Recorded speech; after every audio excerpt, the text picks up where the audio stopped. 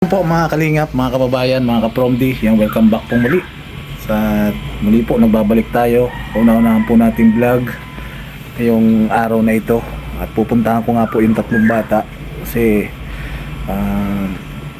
nag-message po sa akin yung isa na halos wala na daw po silang maisaing ano. At tayo naman po ay bilang beneficiary or bilang beneficiary ko nga sila, talaga nasa puso po natin yung pagtulong. So puntahan ko po mga kalingap. So at nagpapasalamat din tayo kay Pading Olive ano, dahil sa pagkausap namin ay tuloy ko nga daw po yung pag-vlog dahil marami nga daw po na beneficiary na nag-aantay po sa atin. Kaya bahala na kung bumalik yung mga suporta natin dati o hindi na, siguro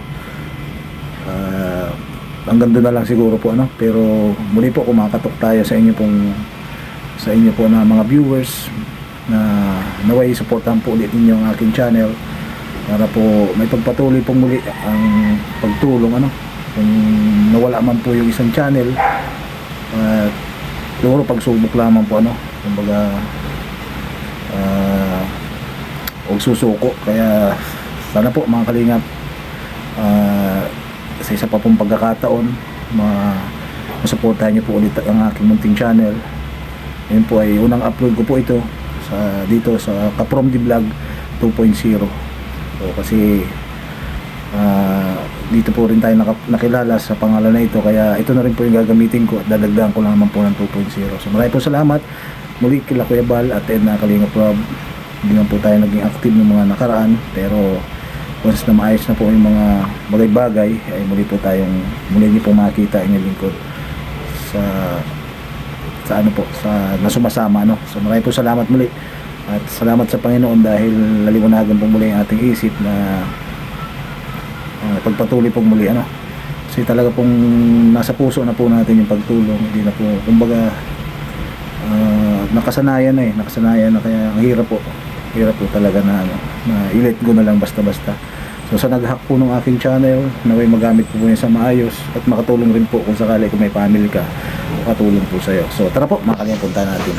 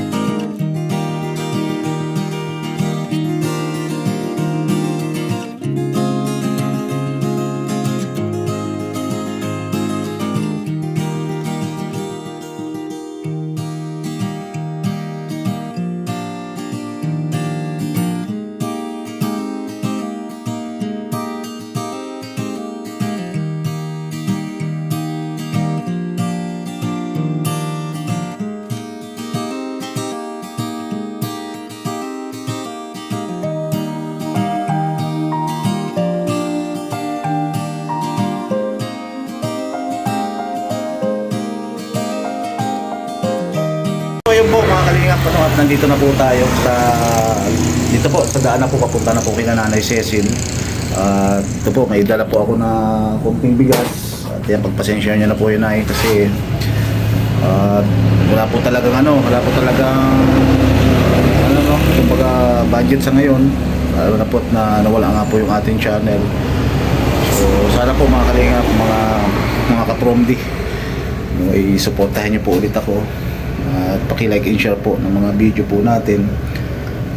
Hindi ko po talaga maiwan, talagang nasa puso na po talaga natin ang pagtulong.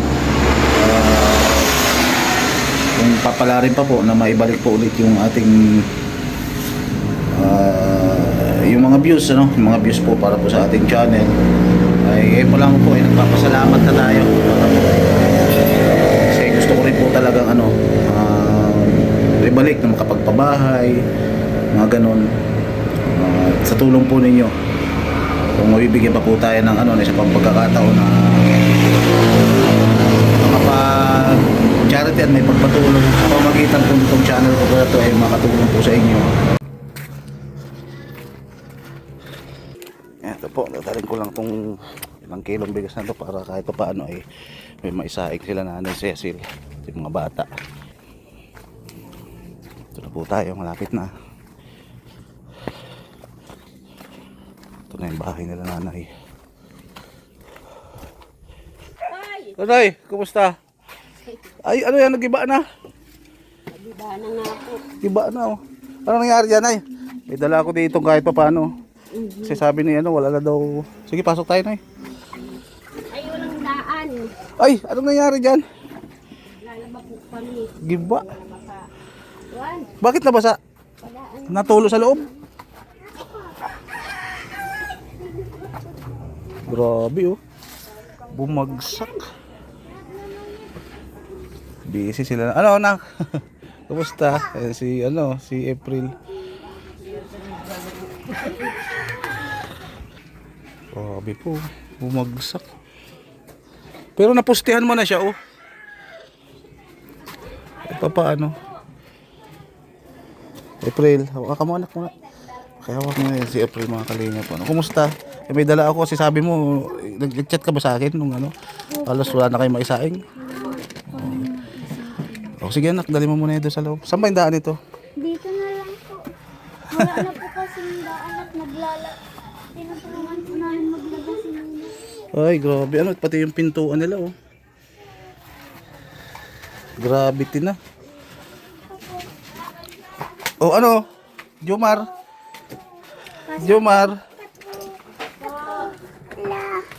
Shortcut na pala na ano? Ay, shortcut na. Nay, nabalita mo ba yung channel ko?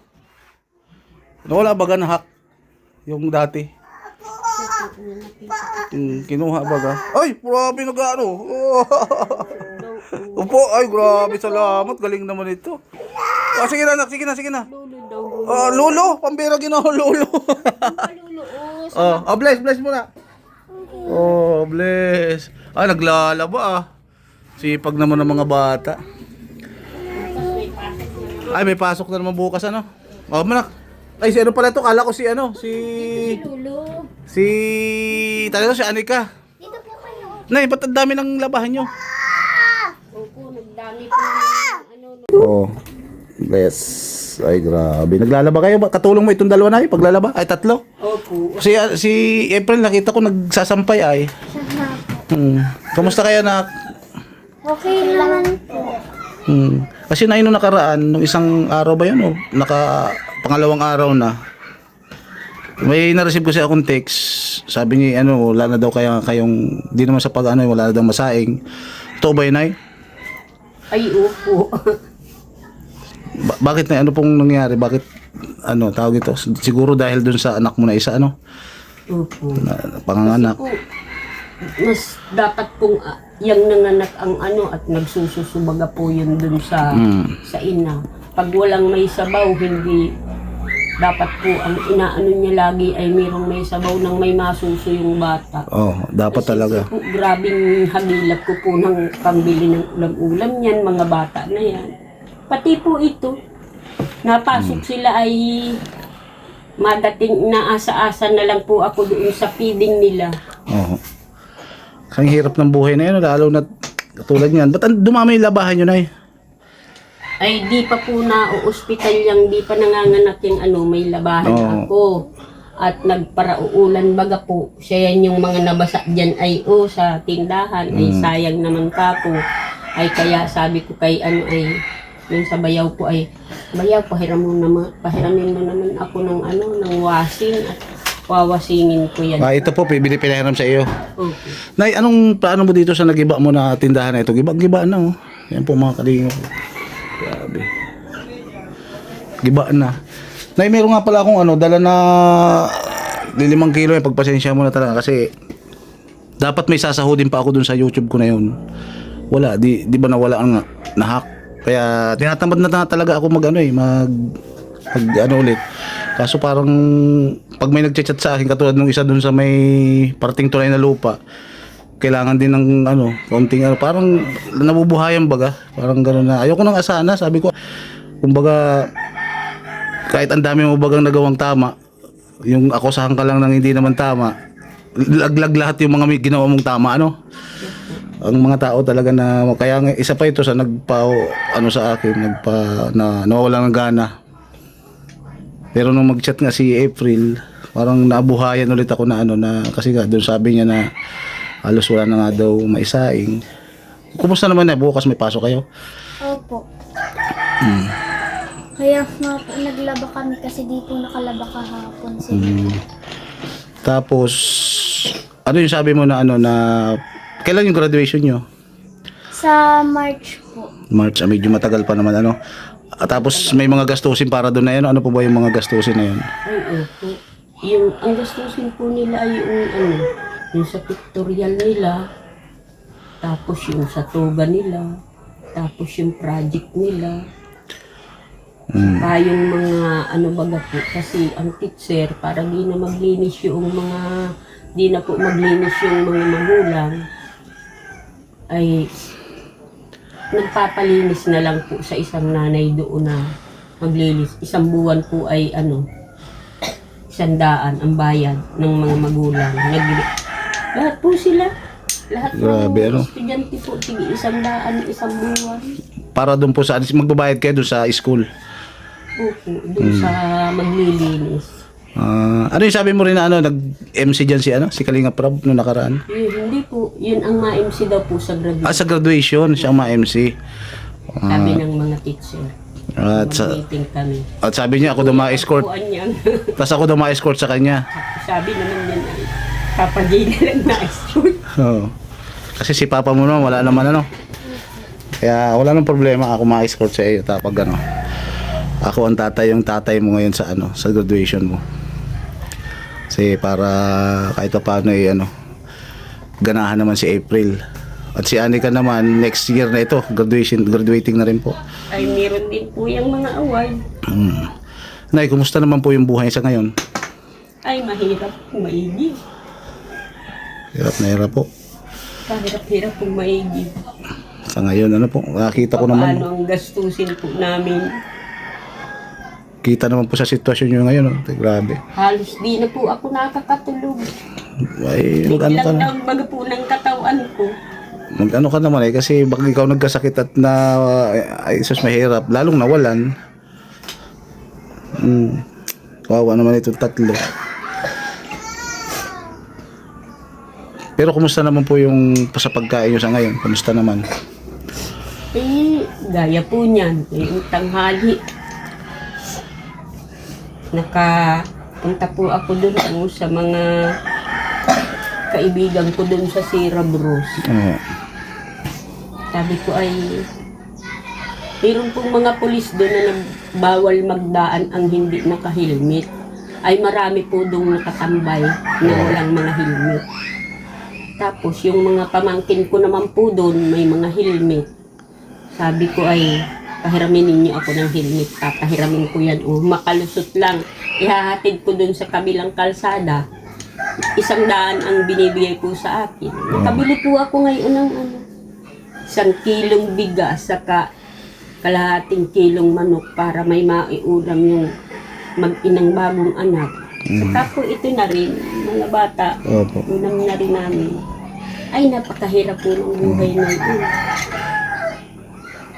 Si ano ba na yung anak mo na ito na bagong panganak, dito na rin siya mag-i-stay sa iyo. Ano pong plano niyo para sa kanya? Pababalikin niyo pa po dun sa naging asawa niya o ano? Ay, hindi ko na po siya pababalikin sa Pampanga dahil wala rin naman po binubugbog yan doon nung asawa. Inubugbog siya? Opo. Ay, grabe, nakakaawa naman si Rowan. Umuwi po siya dito at namatay yung tatay. Tapos hindi na po yan dito pinapauwi. Paano bugbog ginagawa siya? Sampal, ginaganon? Sinisikmuraan daw po siya. Binabagatudan siya sa likod. Tapos, mabubuntis pa. Tapos nung umuwi po siya, nung pumunta siya dito, sinaon sila, nagsama. Ay, Nabuntis na naman. Tapos nabuntis na naman baga po, di ko alam na nung umuwi po siya, nung patay si papa niya, buntis pala.